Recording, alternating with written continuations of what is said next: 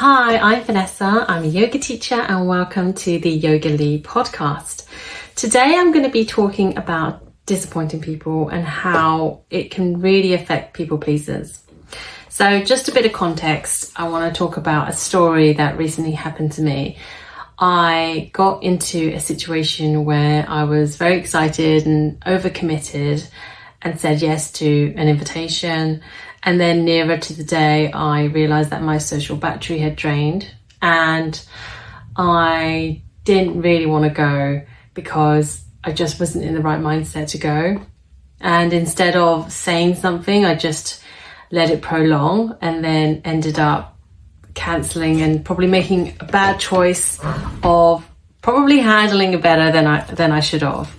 And I ended up probably disappointing this person. And then I could tell this person was really disappointed.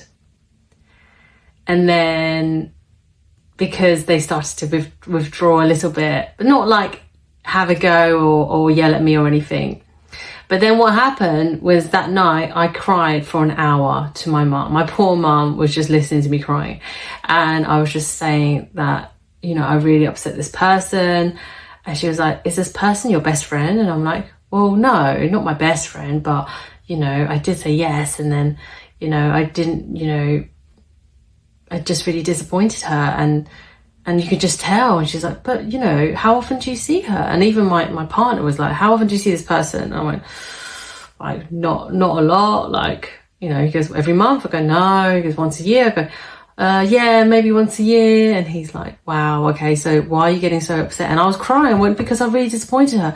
And it's like, I want to talk about that today because I cried for so long that I didn't know why I was crying. And it came to the revelation that it goes deeper than that.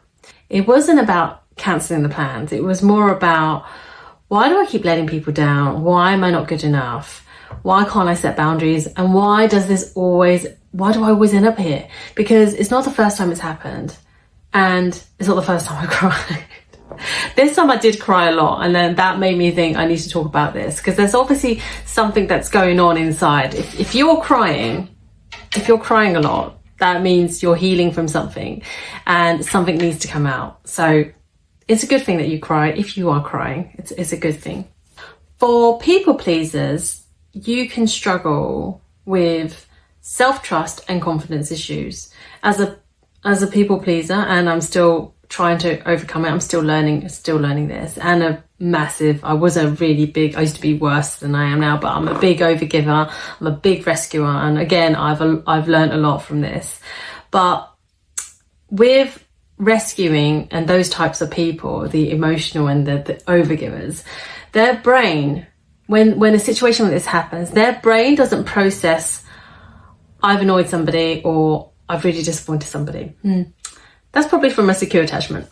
From somebody that's really used to people pleasing and kind of almost as if like you're looking to be tied to your worth because you're people pleasing. You're not really listening to yourself.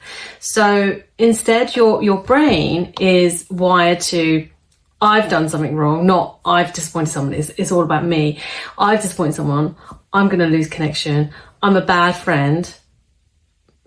They really, really hate me. So then all your inner confidence, which is already rocking, just turns into turmoil and you start spiraling. And that's what happened to me. So it really, really hurt with me. But it wasn't about the whole situation at all. It was actually mainly about me. And I was annoyed at myself because I didn't make better choices of putting boundaries up or letting that person know that, do you know what, I'm 50-50. I could have just said that, but I didn't. Instead I was just like, I'll go. And then actually I was like, oh, I'm really tired. I got really ill, and then I just wasn't feeling it. And that's the cycle that I was always in. I was always in that cycle of when I get invited somewhere, I would immediately say yes. And then as the time was ticking and it gets quicker and like approaching the date, and then I'm like, oh, I don't know if I want to go. And I don't know if people resonate with this, but for me, it always happens. And it happens It happens to the best. I think it's more common than what people think. So, and then you start feeling really sad. And what happens is that you avoid, and then you cancel last minute, you make an excuse, and then you feel even more crap about yourself than you did because you didn't handle it the way you should have. And what, in hindsight, what I should have done is just say, do you know what? I'm 50-50 at the moment. Might need to get childcare and all this stuff, you know, just protect yourself a bit, you know. That's what we need to do as people pleasers.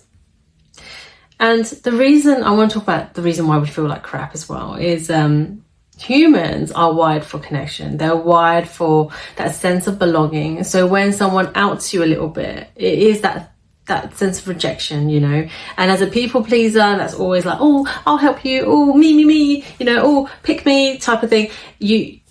That really hurts you when you know that you've caused some pain in somebody. So it activates in your brain that people pleasers are highly sensitive, and chronic people pleasers are just constantly trying to get approval from people.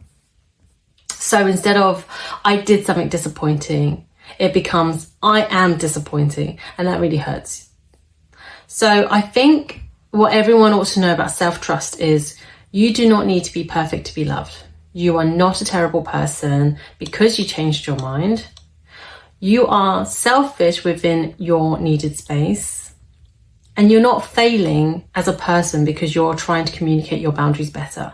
And I'm not saying we're going to be perfect at this. I'm not perfect at this. I'm still learning, and we are still learning. So next time you do disappoint somebody, please don't be too hard on yourself. Please know that does not determine your worth or you as a person. You are still learning, and it's okay to get it wrong sometimes, and you'll get better. And it's, you know, if you disappoint somebody, that is not on you. That's just your confidence rocking and your brain wiring because you're a people pleaser and an overgiver. So you're not alone.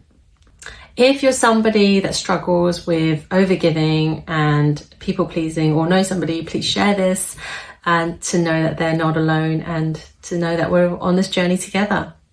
Thank you for listening. I'll be doing more podcast episodes from my YogaLee journal series, but for now, have a great week, and I'll see you next week.